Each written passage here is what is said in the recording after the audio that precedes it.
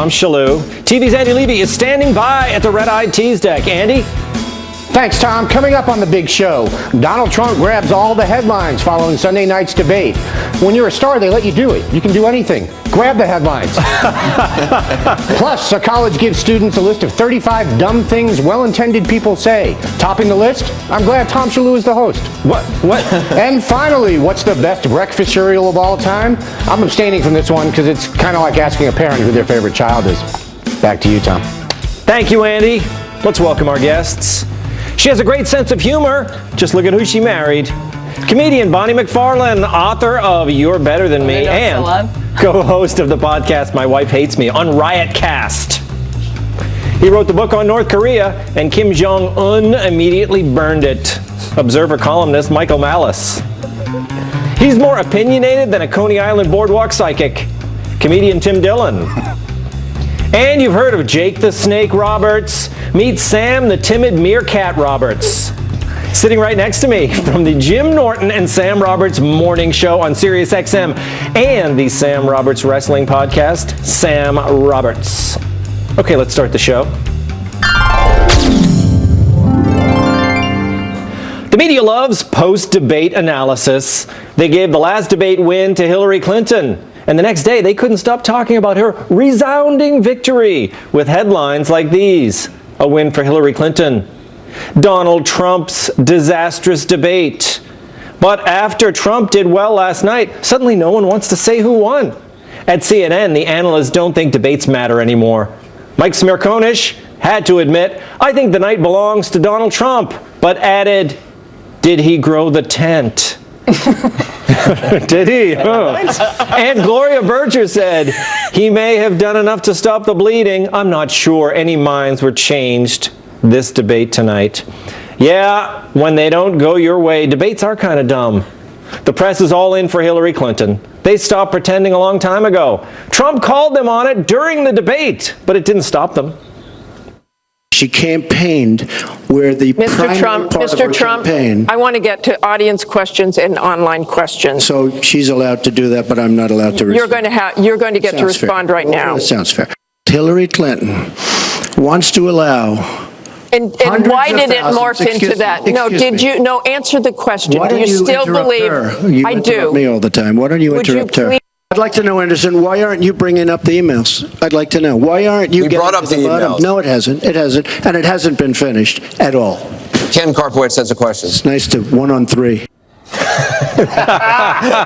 Tim, he would almost seem like a whiner if it wasn't true. No, it was true. I mean, you have Martha Raddatz clearly just throwing away any idea of objectivity and just screaming at him. She was yelling at him like somebody's mother screaming at people in the backyard. Like a mother, the worst. Yeah, it was just very. I don't know why a moderator would just totally start screaming at one of the candidates like that. It seemed insane to me. Yeah. I think she was trying to, I guess, she was trying to be a reporter. And, the way she grills people or something like that. But yeah, he was criticizing something that the military had done, and she's like, well, that's psychological warfare. She's like, actually, this is why they do that. And it's like, well, wait a minute.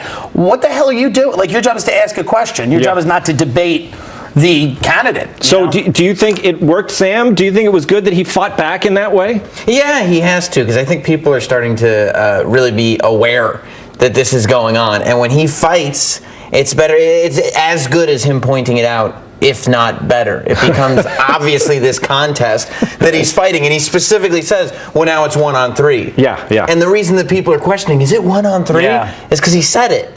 That's the only reason anybody's asking it. It's because he said that.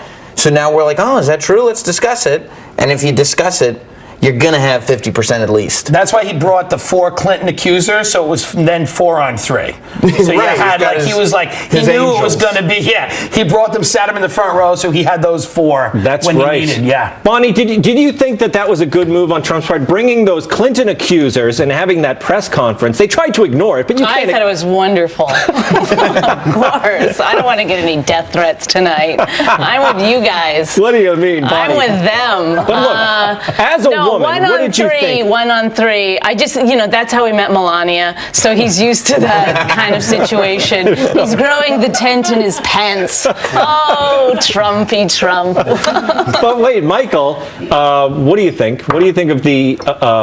should Trump have ignored it? The way that Pence did it, he got a lot of accolades for just being calm and not really pushing back. Well, first of all, Trump handled 10-on-1 during the primary debates perfectly fine, so he's a whiner because these odds are better for him. That said, 4 years ago, you had Republican cucks like Mitt Romney stood there while Candy Crowley browbeated him, and he took it. And now you saw in the primaries and now in the main debates, the candidates are yelling back at the press. And we always talk about how unpopular both Trump and Hillary are, but there's one organization that's even more unpopular than them, and that's the media. They've got like a 6 or 8% approval rating, and you see because of things like this. Anderson Cooper started the debate by saying we're going to let the audience ask the questions, and then you had this woman from Debbie Wasserman Schultz's coven just barking at Trump like a crazy person. It was absolutely, and she was yelling at Hillary Clinton too. It was absolutely outrageous and unprofessional. Well, how do they still keep the illusion that they're somehow, because you got Anderson Cooper, Martha Raddatz, they are part of what you call the mainstream press, right, and they act as if they're objective. But they're not. See, I'm not objective. They don't act that way. They claim it. But I think that pretense is falling away very, very quickly thanks to social media because they're called on their BS in real time. You go on Twitter and people from the right and the left were like, this is absolutely ridiculous how she's acting. Yeah, not from the left. Not from I saw plenty from the left. I didn't hear much from the left. Don't let his jacket fool you. It's not. You want to see, in a way that I think this is, and Sam kind of hit on it, this is when Trump does the best. Like, this is when he's great. Like, he needs to be attacked for him to be 100% of himself. Had they not been as hostile to him, he might not have done as well. Right. Yeah, I think he was advised to back off in the first debate, and obviously it's just not where he's comfortable, right? Yeah, he likes being in a corner. Yeah. Especially like when you're a cocaine addict, you love that energy.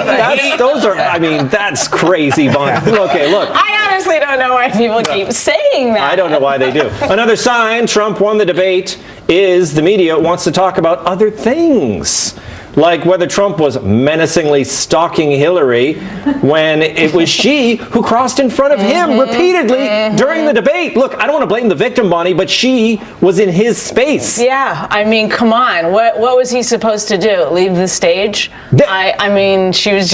She's walking around and then he's skulking around behind her. Well, look, that's it. No, you know what it is? He doesn't understand the cameras, I think. Or maybe it's refreshing that he doesn't care about the cameras because he was like humping a chair at one point. Like he doesn't care. He was standing behind his chair at one point. That's what you're saying. But look, this is what they do. You saw it differently than I did. Yeah. I saw it growing his tent.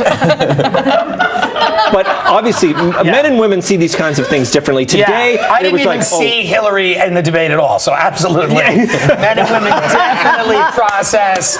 I was like, where is this? Why? Who is he yelling at? So I get you. But do you get the stalking thing? That this was all over the internet today. Look at Trump. He was stalking her. She crossed to his side of the stage repeatedly. Yeah. And they called that her stalking him. I don't feel like she was in physical danger. Like, what are these people talking about? What in God's name are they talking about? So tall. Like, he was just a minute away from ripping it. Like, what is going on? Come on, you have to have respect for her because she's been under sniper fire, so she clearly has some form of PTSD. She can't handle people walking behind her. Hey, that's one thing Trump didn't bring up. She didn't complain about it, by the way. That was just Twitter. That's because she did complain about it, Bonnie. What did she say? She complained on the plane. She was on her airplane today, and she was talking about how she felt uneasy, and she kept turning around, and he was there. She's playing into this. Okay, look, another diversion. The media found its debate hero in Ken Bone. Oh, boy. The questioner who was trending on Twitter and all over cable news. But he wasn't a hero at all. Just the latest average Joe to be sneered at by media snobs who think there's something funny about a chubby guy in a red sweater. Yeah, we wouldn't have gotten nearly as much attention if he'd been wearing that green suit that he was supposed to be wearing. That he promised to wear, right? But the pants. But help me out, Bonnie. Why is he so funny, Ken Bone? I mean, why? I'm fascinated by these people that are so in love with him, after the debate. But last weekend, nobody swiped right. You know what I mean? They didn't. He just was and now, we all love him. Now he's a hero. Were you talking about him on the radio show? Yes, I think he is a hero. Wait a minute. I'll tell you why. Tell me why. Because Sam has a new morning radio show. If I go to the bathroom, are you going to steal my chair? Is that an inside radio joke? I don't know.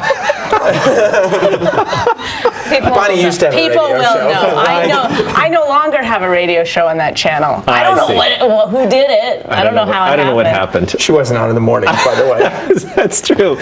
So why is he a hero? I'll tell you why he's a hero, because he reminds America that this is what America could be. We're not all misogynist and evil and angry and racist. We're like fat and dopey and uncoordinated and wear silly sweaters. Like that's what you want to see. You want to be. It's easier. It's happier. But wait a minute. All of these undecided voters should be executed, and that's the takeaway from the debate. Is these are the people? Look at these people. He was passing for. He said he was undecided, like a lot of these people, and we're wondering, And Tim, how they can be undecided. They're not undecided. He just wanted to get on TV. Like they're not. All of them just wanted to be on television. None of them are really undecided. They're probably all comedians. They're probably all trying to start careers. Exactly. I get it. I would have done it. You know, none of these people. Everybody has an inkling of what they're going to do. Yeah. 100%. Yes, I feel that when you watch these focus groups, right, Michael? Yeah. And then people say, "Oh, I haven't made up my mind," and then when they talk, they're clearly partisan because they're always attacking either Trump or Hillary, right? Yeah, but with Ken Bone, I think this is pretty obviously Chris Christie's in witness protection, and he's establishing and laying his paper trail after this campaign. He's got to be on the lam because what he know about Ken Bone will be Hillary. so upset that you compared him to Chris Christie. I would just get him some. I can't believe it's not butter, and he'd think it's butter, and then he'd be happy. Is he gonna jump at the opportunity? He could get a reality show He can't at jump this at point, anything. right? Come on. He's doing Dancing with the Stars. It's his moment. I don't By get the it. way, Okay. there are lots of undecideds. I flip-flopped back and forth like 15 times last night. I was like, no, she's got a good point. Oh, gosh, he's got a good point. I see what you mean. Okay, moving on. When he talked about ISIS, I was all in. Did Ruth drop some truth? Supreme Court Justice and liberal icon Ruth Bader Ginsburg says she doesn't approve of athletes like Colin Kaepernick protesting during the national anthem. Here's Ginsburg during an interview with Katie Couric. I think it's really dumb of them. Would I arrest them for doing it? No. I think it's dumb and disrespectful. If they want to be stupid, there's no law that should be prevent. If they want to be arrogant, there's no law that prevents them from that. I didn't know that. Ginsburg added that she would strongly take issue with their point of view. And that sound you just heard was liberals' heads exploding. Vox says Ginsburg misses the overall point of the protests. Vice Sports asks, A2 Ruth A? And Deadspin sums it all up for us with the headline, Ruth Bader Ginsburg says some dumb about Colin Kaepernick. Well, Michael. Yeah. This is perfect, isn't it? They've made her into this superhero, but when she goes off message, they attack her. I've never seen a superhero who can't have bladder control before. Wait a minute. This country was founded on disrespecting the flag. I mean, the whole revolution was to throw away the British flag and install our own. So he has perfectly the right to do what he wants, but it's dumb in that it's very inarticulate. We don't really know what his problem is with the flag, and certainly anything that he has a problem with is not going to be remedied in his lifetime. So, sit down and shut up, but you don't have to make a scene about it. Well, I think that's kind of what she was saying, right? Yeah, I'm agreeing with her. You're agreeing with her? You have to make a scene if you're protesting. That's the whole point of protesting. You have to do something that people are going to notice. I mean, he had to do something that went against America so that people would take note. Okay, so you hate the United States of America. I'm Canadian, so I burned American flags all the time. You're Canadian. I keep forgetting, Bonnie. When I watched that, I was like, I'm not going to get arrested for burning an American flag. I can do it out in the open now. Would anyone do that in Canada? What, burn an American flag? Burn that wonderful Canadian flag. It smells like maple syrup when you burn it. Never. They wouldn't, would they? See, they know their place up there in Canada. Tim? Yeah. Ruth Bader Ginsburg. Yes. I don't think she's been the same since Justice Scalia died. They were good friends. With all due respect to Ruth Bader Ginsburg, she's clearly an old witch. And at the end of the day, she's so old that she remembers it like every night of Hanukkah you got a slave when she was growing up.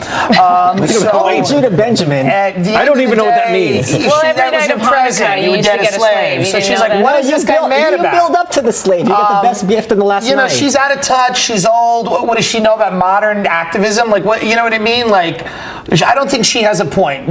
People are upset and angry about a legitimate situation. This is how they're bringing it to the attention of the public. It's working. She's talking about it. But do you think these people, Vox and all these characters, they should be, Well, up in liberals are arms about it. insane. I mean, They're insane. liberals exalt people, make them into gods, and then as soon as they have a position that offends liberal sensibility, they tear them down immediately. You know, I mean, that's a sickness too. There it is. What do we do about this, Sam Roberts? Well, I mean, we're the stupid ones for allowing Colin Kaepernick to start a national conversation because he decided to kneel. What difference does it make what he thinks? Like, let him kneel, let him sit. He didn't kneel at first. He added the kneel later because he just sat on his butt. Let him sit on his butt. He sat on his butt, and then he got some guff for it, and then he turns this knee thing, which now we don't know what to do about it. Now he's taking a knee. You do whatever you want. You have people who don't even watch football. They're like, Guff, do you want to deal with Guff? Guff is the worst.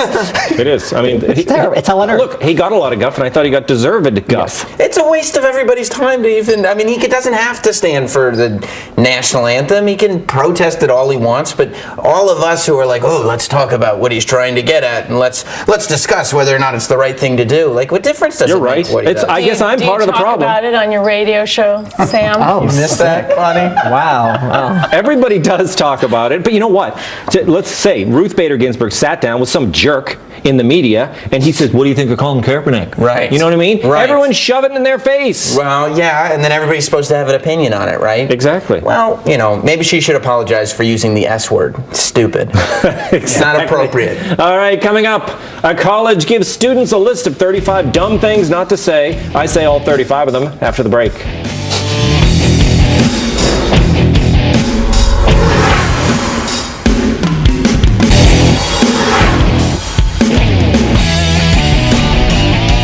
James Madison University is helping students avoid offending anyone ever. Freshman orientation leaders this year were given a list of 35 phrases to stay away from because they don't create a safe and inclusive environment. The list is based on a book called 35 Dumb Things Well-Intended People Say. I've read it 4 times, never with good intentions. Here are a few of them. I don't see color. I'm colorblind. We're all part of the same race, the human race. According to the handout, these statements make people of color feel invisible and diminish their life experiences. Let's look at some of the other dumb phrases, shall we? You speak the language very well. Instead, you should say, you speak good English. Also dumb, referring to older people as cute because it's condescending. Instead, tell them how old they look. And you shouldn't say, people just need to pick themselves up by their bootstraps. Rather, you should go with, I'm sorry for being a Republican and causing all of the world's problems. That's easy, right? Sam. Yeah. What do you think of this list? You ever say these things on the radio? Your show is. Don't bring up the. Bonnie gets upset when you bring up the radio. Okay, but you. Trigger warning. You have a. You're not the most politically correct guy in the world. Well, I feel like we should be. At this point, I used to think that when you handed these things out to college kids, it was like, well, you're not preparing them for the real world. They got to learn that there are differences and things are difficult and stuff. But the fact is that this is permeating into everything. And the real world is becoming desensitized to everything. You're right. So you do have to be able to refer to people like they're invisible, and you can't point out differences anymore. This is preparing people for the life that we've created. You're so right. They need these brochures. I'm the one who doesn't live in the real world. Yeah. Right? I'm the one at risk all the time, right, Tim? I mean, I've said before, I believe we need a long and bloody war with Russia. I think that's the only way to really get these kids off of whatever this nonsense is. I really do believe. Listen. Context matters in everything. So if you're just going up to somebody and going, black, yeah, that's not good. But if you're having a conversation with somebody and you're friendly with them. Wait a minute, I got to write down. These tips are going to help me. Yeah. Don't point and say.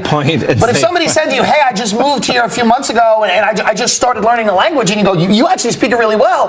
Like, what's the problem with that? Like, in a context of you're having a human exchange, the people who write this stuff are not humans. Yeah, what is wrong with saying you speak the language well? I don't know. I guess it's demeaning in a certain context, but if you're saying it to a friend, like I have friends from Long Island, and a lot of them can't speak the language, and they were born and raised here. So when they say something articulate, I go, "You're doing good." Yeah. They're like, "Thanks a lot." You know.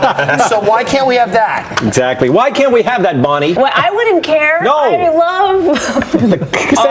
love people who speak the language well. You know what I don't like is deaf people, and I'm always like, speak English. You know what I mean? But it's like rude. Do you know the language? They do it at speeches and stuff. They do the hand signals and. Yeah, I don't appreciate It's called sign language. The hand signal. It's not semaphore. Okay, look.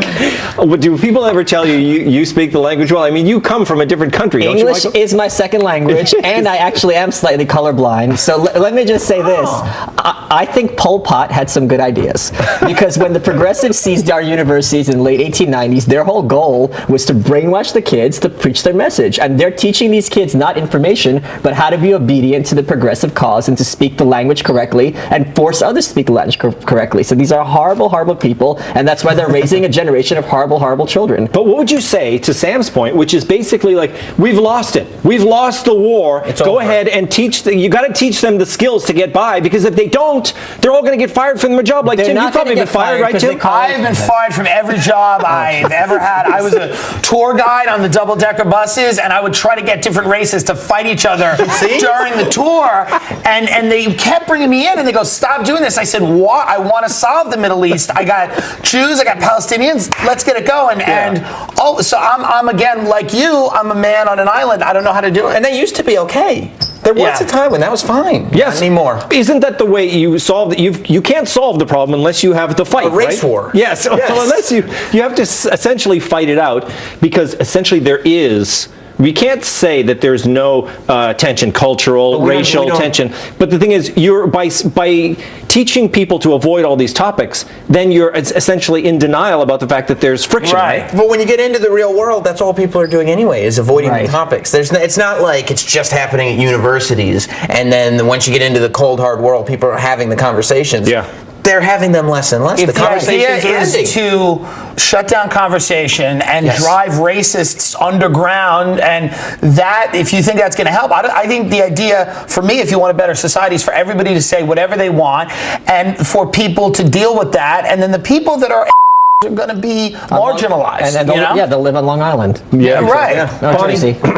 I agree with Tim. I think racists should have high-profile jobs. Let's not get them on. You mean like president? You're voting for Trump? Yeah. Look, she endorsed Trump. We all heard it. Wouldn't it go a long way if we just went ahead and elected Trump, try it out for 4 years? Wouldn't that see what's happened? Yeah, just try it out. What do you think? Law and order. Law and order. Right. I think Trump will shut down those colleges. I mean, or he'll take their funding. The Republican Party has to realize you got to hurt these people where it hurt, hit these people where it hurts, and that's the purse. So you could very easily have some kind of thing about you can't get funding for students if you're going to have codes like this, and let them be rocked back on their heels. There you go. Whoa. Take the funding away. Okay, coming up. He's the moral compass who always points in your direction. He's Andy Levy. Halftime's next. Yeah. Uh-oh.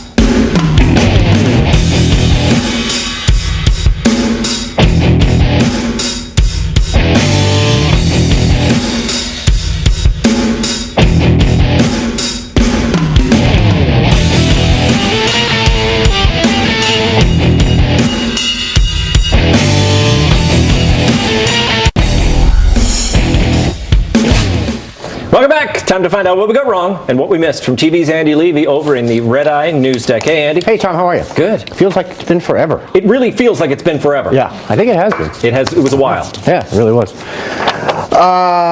Debate stuff. Tom, you said after Trump did well last night, suddenly no one wants to say who won. Yeah.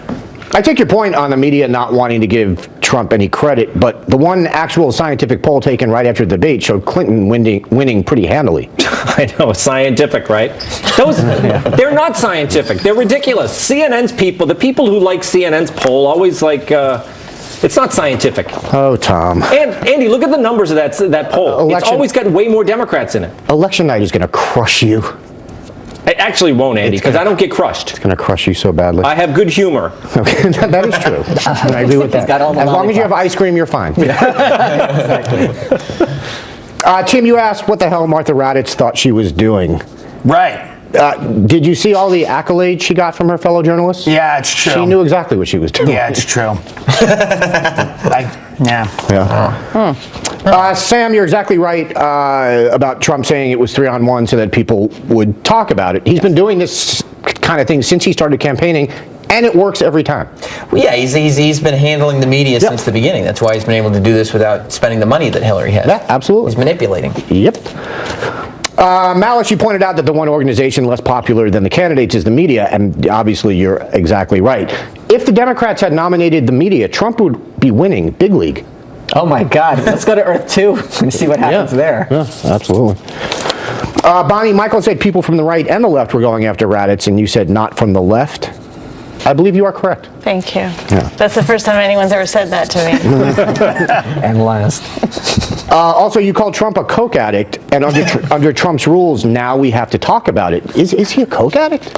Yeah.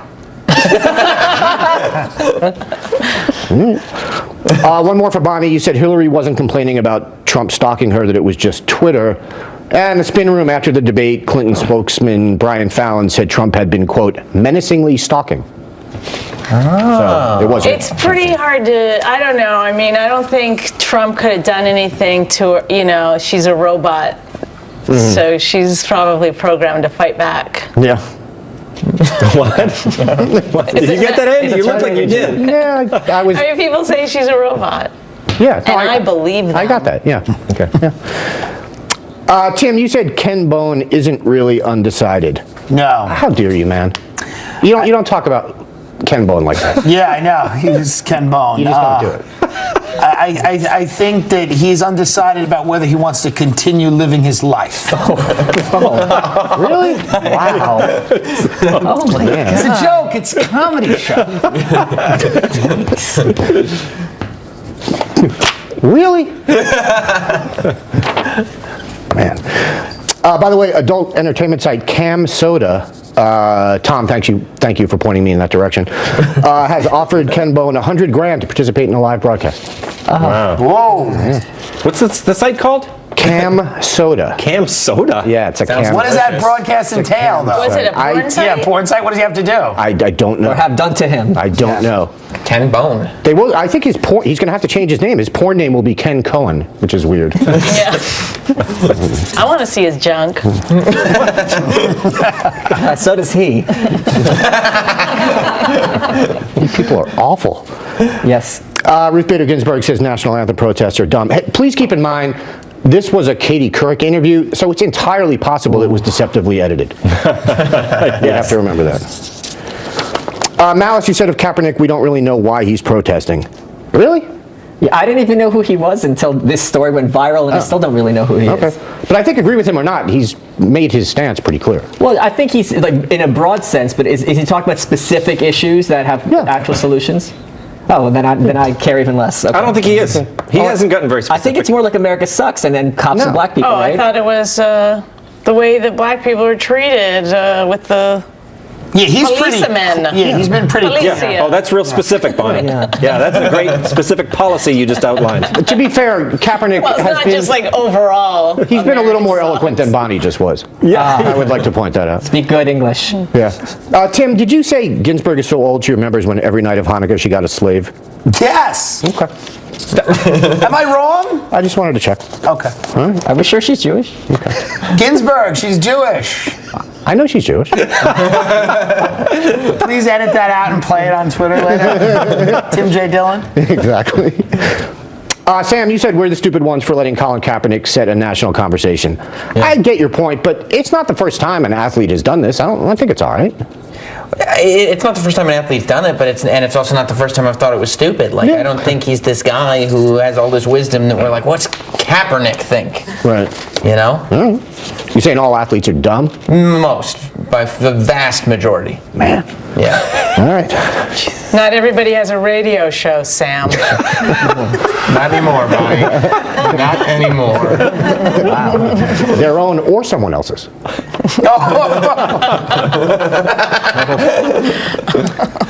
College speech guy lists 35 dumb things well-intended people say. First of all, the first thing on this list should have been using well-intended when you mean well-intentioned. I agree. Yeah. Good point. People are well-intentioned, things are well-intended. That's good. Yep.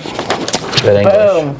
Tom, you mentioned that number 24 on the list was referring to older people as cute. Yeah. For the record, I am fine with that. You are? I'm absolutely fine with that. Call me cute all you want. Also, number 34 was saying to a Jewish person, you are so lucky to have your Christmas spread over a week. That's not problematic. It's just dumb. The loot drop from one day of Christmas is much, much better than it is from 8 days of Hanukkah. It doesn't add up to a slave. Are you kidding? It's not even close. Yeah. Tim, you said we need a long and bloody war with Russia to get these kids off this nonsense. It's the only way. And in your mind, it will be worth it. 100%. Tom and Tim, you talked about when it's not okay to say you speak the language well to someone. Yeah. I think the context of saying it to someone you think is foreign but is actually American is maybe where the problem is. Like you see someone who is of Asian descent and you assume that they're not from America. So you say, oh, you speak the language well, and they're like, yeah, I grew up in Ohio. Yeah, I guess so, but almost, I think that's it. Almost no one ever does that. Why are you talking to someone of Asian descent? Wow, there's so many punchlines that I'm not going to give him. Yeah. Thank you, Michael. I would like it if someone said that to me. Yeah, I just don't think anyone would. I know. Yeah. I do think, in a foreign language class, I do think that would actually be a nice thing to say. Yes. Context, context, context. Yep. All right, I was just told to wrap. I'm done. Thank you, Andy. Yep. Coming up, Charlie Rose interviews a creepy robot, and this time it's not Hillary. Take it away, Kennedy.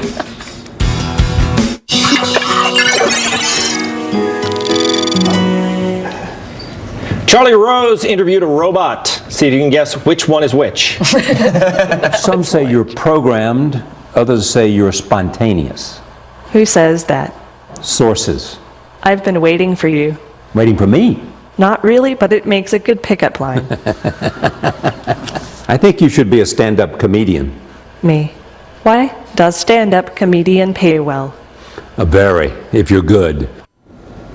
The one with the weird head was Charlie. Sophia is the robot being tricked into pursuing a career in comedy. Sophia is an AI that's created by David Hansen to look and act human. Since Sophia is a lady robot, Charlie obviously had to ask about her feelings. Do you have feelings? I can do what you do, but I can never feel human emotions as such. But would you like to? It doesn't sound fun to me. Later, the debate got heated. Do you have a soul? Yes, God gave everyone a soul. But you don't have a soul, you're a machine. You don't have soul, you don't have feelings, you don't have emotions, you don't have consciousness. Well, at least I think I'm sentient. I think therefore I am right. Well, one thing for certain, when the robots revolt, Charlie will be the first to go. Yeah. Bonnie, some of her answers were better than some of yours. Yes. No, I think I said some. I said some. That's fine, Tom. So that's how we know we're getting, women are getting a little more equal, that you're treating me now like Tim. Right, there you go. Listen, I think that her answers were such that she doesn't like the idea of having feelings. She's got no soul. That she would make a great stand-up comedian. It's true, right? She would deliver the goods, wouldn't she? Wouldn't she, though? Yeah. He said that. This is why he was so good to do that interview, because he interviews everyone like they're a robot, and he goes into it thinking like this is not a real person. Yeah, it's true. I think he's a good interviewer, Charlie Rose, but he does approach people the same way. You can tell by the way he interviewed that robot. Yeah, when I was watching that, I realized how finished we are, because the robot, it wasn't a great robot. Like, the conversation wasn't good. Right. The AI is not there. It was like she wasn't answering the question. She was mixing up. She was saying, "I think, therefore I am," right? But instead, in that clip, but she just said, "I think, therefore I am." Yeah. Right. And you're like, that's not, but Charlie, because she has like a pretty face, was charmed by her. He was. He was sitting there At one point, he said, "You speak English very well." That's right. So rude. Charlie Rose would have sex with that robot. And when there are robots being invented that men will have sex with, that's when the robot takeover is They have those. They're called toasters. I didn't know that. Yes, go on the internet. You'll find it. Go on that soda bump. I thought you meant real toasters. Dangerous. Yeah. Oh, yeah, I did too. I did mean real toasters. There's guys out there having sex with toasters. Really? Yes. Why a toaster? Seems like they would Because it's result in hot. a burn of some sort. Some people are into that, Tom. They like sick burns. Maybe a toaster oven. I think there's other appliances. Well, I don't know about that kitchen stuff. That's lady talk.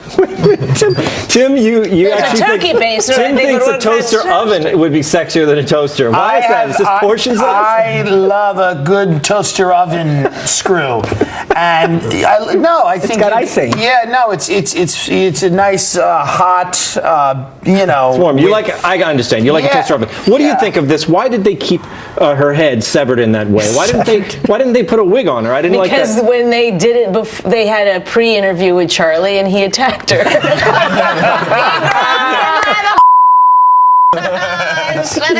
He didn't. He would not do that. Tim, but what do you think? I think he was flirting with this robot.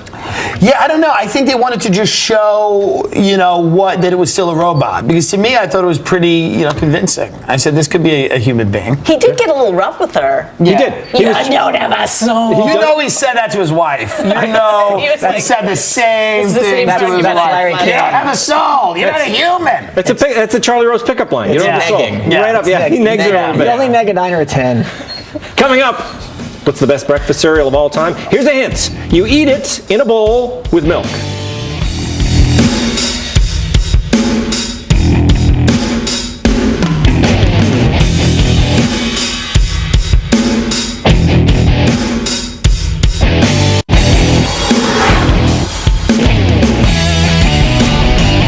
Coming up tomorrow on the next Red Eye, Allie Green, Matt Welch, Madison Malloy, and Lou Dobbs. What's the best cereal of all time? Since 2009, MrBreakfast.com, where I get all my news, has kept a running poll of the most popular cereals. More than 500,000 people have voted. Behold the top 10. Puffa Puffa Rice, Rice Crinkles, Concentrate, Fortified Oat Flakes, Wheaties, never heard of that one, Captain Crunch, Honey Nut Cheerios, Cinnamon Toast Crunch, Frosted Flakes, and at number 1, Quisp. Meanwhile, Kix remains the number 1 cereal among iguanas. Well, Betty seems to like it. Don't worry, honey. I'm sure there's a reason why you chew these. But don't I eat all my teeth? She's had better days. Iguana tested, mother approved. Bonnie, what's your favorite cereal of all time? Well, I'm Canadian, so we had the maple syrup baked beans. Did you use them with milk? Yes, with milk. Poutine is good. Do you guys eat poutine up there? No. No. I mean, in Montreal they do. Yeah. To be, a little bit serious. Okay. Not generally the serious one. Well, I don't want you to be, Bonnie. Look, I want to talk about cereal. Michael, is cereal overrated? No, I've actually, I'm not joking about this at all. You're going to think I'm lying. I've been toying with the idea of getting a blueberry tattoo if I get a tattoo. Because when I was a kid, it symbolized finding some hidden treasure. And that's where the angel on my right shoulder used to live. So it was a ghost. It wasn't like because you talked like Blueberry at all? I talk in a Russian accent. Thanks for bringing it up. But now you can tell me that I speak pretty. Tim? Yes. What's your favorite? Quisp? Were you surprised at that? No, my favorite cereal is it's like a homemade thing. I just put White Castle sliders in a bowl. And again, just eat them. You eat them hot, or? Yeah, it's great. Just a good start to the day. You kind of get out, you feel good and fresh. They did once have. I think they had little hamburgers. Did they have little hamburgers in? Did they? Yeah, they had something that was like that. I'll think. Sam, top cereals. What are they? Cookie Crisp, because cookies for That's breakfast. what it was. That's what it was. Yeah. I was thinking of hamburgers. Yeah. Oh, but they were little cookies, Tiny though. little chocolate It was cookies. weird to eat cookies for breakfast. And Apple Jacks, because let's Great be frank, fall cereal. we eat what we like.